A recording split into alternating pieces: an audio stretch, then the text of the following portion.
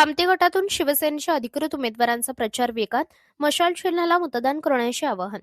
जिल्हा परिषद व पंचायत समिती कामती गट सार्वत्रिक निवडणूक 2026च्या पार्श्वभूमीवर शिवसेना उद्धव बाळासाहेब ठाकरे पक्षाच्या अधिकृत उमेदवारांचा प्रचार जोरात सुरू आहे.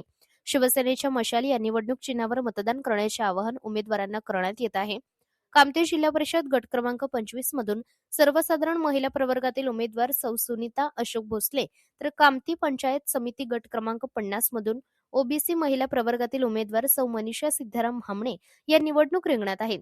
गावोगावी करण्यात येणाऱ्या भेटी आणि प्रचारादरम्यान भोसले मामींना नागरिकांकडून मोठा प्रतिसाद मिळत असून त्यांच्या विजयाचा मार्ग सुकर होत असल्याचे चित्र आहे.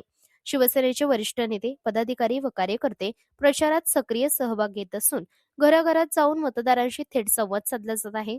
जनसंवाद, प्रचार फेऱ्या व बैठकींच्या माध्यमातून पक्षाची भूमिका मतदारांपर्यंत पोहोचवली जात आहे. मशाल या चिन्हाला दिलेले मत म्हणजे विकास, पारदर्शकता आणि जनहिताला दिलेले मत असा संदेश देत उमेदवारांना मोठ्या बहुमताने विजयी करण्याचे आवाहन करण्यात येत आहे.